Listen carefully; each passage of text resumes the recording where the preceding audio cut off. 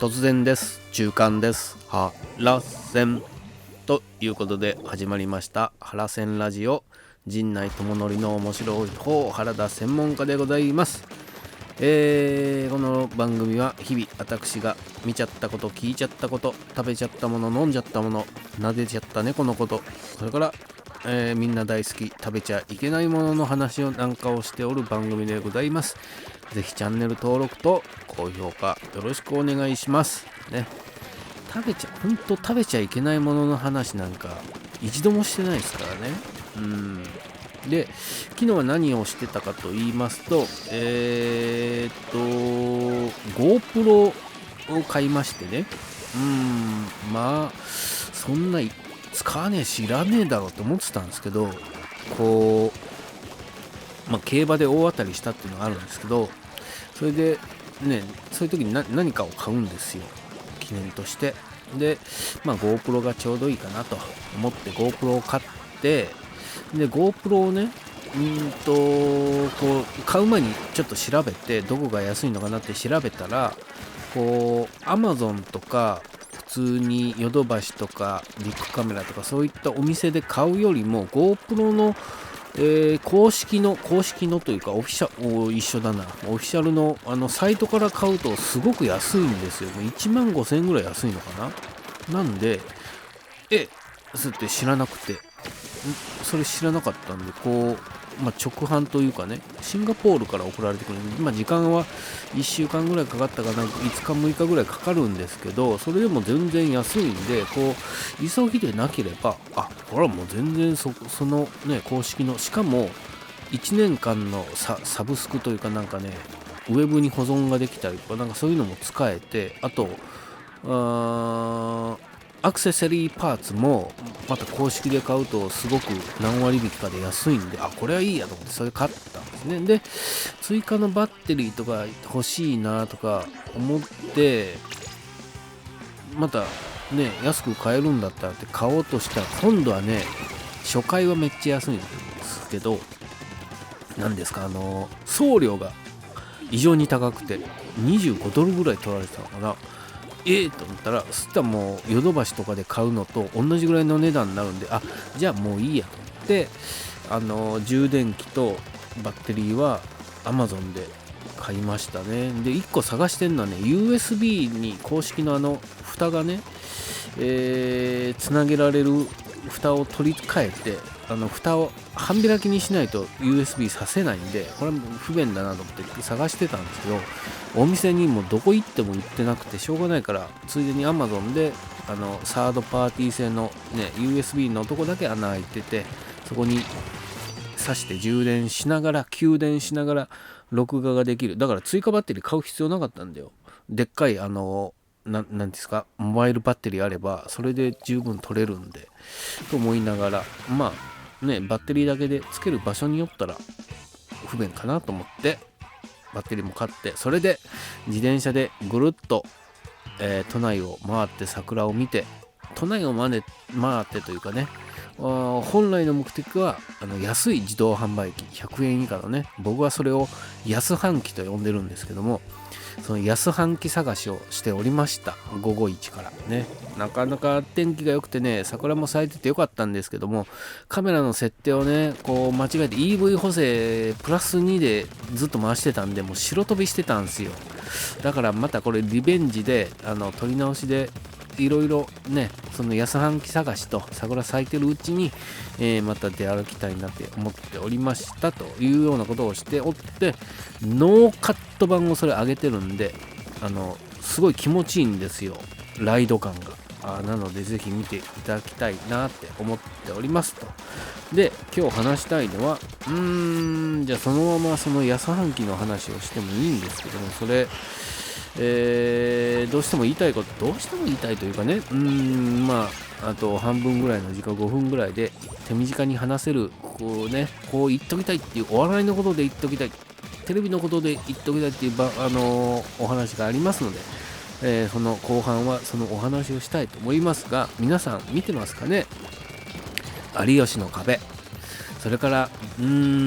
キュメンタルの新しいのはね、なんかまだ僕見てないんですよ。ドキュメンタルとか、一本グランプリもそうですね。それから何ですか、何があったかな、そういった有吉の壁ドキュメンタル一本グランプリなんかを見ていて思うのが、有吉さんと松本さんですね。で松本さんなんかで言うと分かりやすいのかな、ある程度のところに行くとプレイヤーでなくて若手がやってるのを見て笑って突っ込んでとか、例えばこんなんができるだろうとかっていう立場になる、ね、有吉の壁でもそうですね。有吉さんはプレイヤーではなくて、若手がやってるのをジャッジするというか、ね、有吉さんの、基準でそのジャッジの仕方もまた面白いんですけども、松本さんも同じようにしててっていうのを見ていると、これサラリーマンのね、中間管理職というか、中間ではないのかな、もう管理職に近いんじゃないですかね。新入社員とは言わず、若い社員に頑張ってもらって、案とか企画とか出してもらって、自分はね管理の立場であるからね、その企画がいいのか、その働きがいいのかどうかっていうのをジャッジする側に回っていますよね。有吉の壁の有吉君であるとか、一本グランプリの松本さんであるとか、それこそねドキュメンタリーの松本さんもそうですけども、そういった感じである地点でね、もうそこにその管理職につけたらそれがゴールなのかどうなのかは別として、逆にね管理職にならずに生涯プレイヤーとして頑張るみたいな、志村けんさんなんかはもう本当に生涯プレイヤーだったじゃないですか。人がやってるのをジャッジするっていうよりも、もう自分もやる、ね、ずっと自分も最後まで自分でプレイヤーとしてやる生き方というかみたいなところでいくと、その向き不向きはあるとは思いますけども、どっちが正解不正解っていうのもないとは思いますけども、僕はどっちがかっこいいって完全に主観ですけど、それもあんまないかな。ただそういう生涯プレイヤーの方が向く人と、ある地点あるところまで来た段階でそうやって、ね、管理職というかについた方がいい人も確かにいるなっていうのは愛のというか、そういう番組を見てて思うのと、テレ東の佐久間さんがこの3月で独立するじゃない、フリーになるんですけども、でラジオも継続していくんですよ。フリーになる理由としてはプレイヤーでいたいね。プレイヤー、管理職に就きたくないというか、まだまだ現役で、演出でディレクターとして携わっていたいから独立するようなんですけども、会組織に属しているとやっぱりある程度ね勤めてきたところで管理にね回らざるを得ないね。つまり下を育てなくちゃ ならないから管理に回らなくちゃいけないっていうところで、そこの葛藤はね多分あったとは思うんですけども、いやまだプレイヤーとしてやれるとかね。ただねやっぱり生涯プレイヤーっていう方がどっちかというと難しいというかねとは思いますね。なかなかやっぱり若い人のセンス、次から次に出てくるね若い人のセンスとも勝負しなくちゃいけないってなってくると、やっぱり劣化じゃないですけども、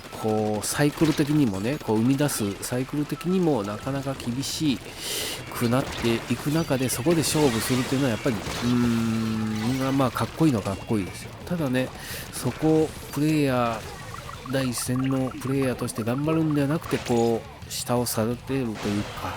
下と一緒にこう管理しながらやっていくっていうやり方もまた一つそれはかっこいいなっていうのはあるんで、と思いながら、有吉の壁とかドキュメンタルであるとかボングランプリ、そういう番組ね、松本さんなんか本当個室にこもってボタン押してるだけみたいに映りがちですけどもね、あれは本当に管理職というか、できた若手をこうジャッジする、まだ面白さに気づいていない人の面白みをこう引き出してね、ここが面白いんだっていうところをね、世間に伝える役割としてはやっぱりそういった管理のね立場になる人も必要なんだなっていうのは、ああいう番組を見て思っておりましたというお話でした、ね。ぜひチャンネル登録と高評価よろしくお願いします。ありがとうございました。